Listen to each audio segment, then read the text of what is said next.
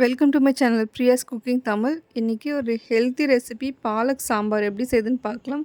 First இதுக்கு குக்கரில் 1 cup துவரம் பருப்பு, ஒரு தக்காளி, கொஞ்சமாக மஞ்சள் தூள், கொஞ்சமாக எண்ணெய் சேர்த்து ஒரு 4லேருந்து 5 விசில் வர அளவுக்கு நல்லா வேக வச்சு எடுத்துக்கோங்க.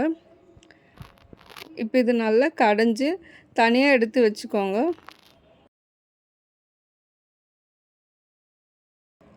இப்போ ஒரு கட்டு பாலக்கீரையை நல்லா வாஷ் பண்ணி எடுத்து வச்சுக்கோங்க. இப்போ இதை நல்லா பொடியாக கட் பண்ணி எடுத்துக்கோங்க.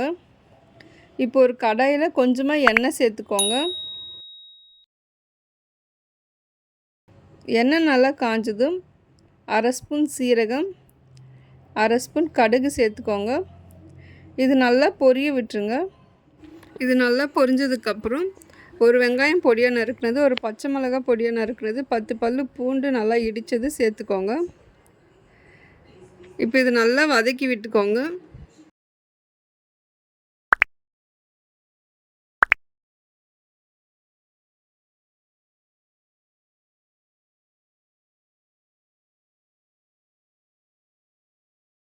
இப்போ இந்த அளவுக்கு கொஞ்சம் நல்லா வதங்கினதுக்கப்புறம் இதில் கொஞ்சமாக பெருங்காயத்தூள் சேர்த்துக்கோங்க. பெருங்காயத்தூள் சேர்த்துட்டு நல்லா வதக்கி விட்டுக்கோங்க. இப்போ இந்தளவுக்கு நல்லா வதங்கினதும் இதில் தேவையான அளவு உப்பு சேர்த்துக்கோங்க. உப்பு சேர்த்துட்டு நல்லா வதக்கி விட்டுக்கோங்க. இப்போ வெங்காயம், பூண்டு, பச்சை மிளகாலாம் நல்லா வதங்கிடுச்சு.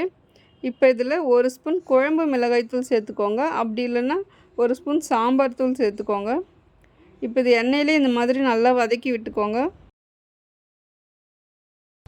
இந்த அளவுக்கு நல்லா வதங்கினதுக்கப்புறம் இப்போ கட் பண்ணி வச்ச கீரையை இதில் சேர்த்துக்கோங்க.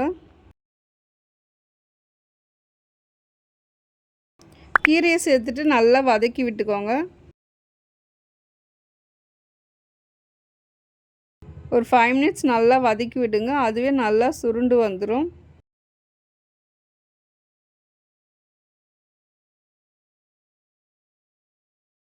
இப்போ கீரை நல்லா வதங்கி வந்திருக்கு. இதுக்கு தண்ணி எதுவும் தேவைப்படாது. இந்த கீரையே தண்ணி விடும். இப்போ கீரை நல்லா தண்ணி விட்டுருக்கு. இந்த தண்ணியெல்லாம் நல்லா சுண்டி வர அளவுக்கு நல்லா வேக வச்சு எடுத்துக்கோங்க. இப்போ தண்ணியெல்லாம் நல்லா சுண்டிடுச்சு.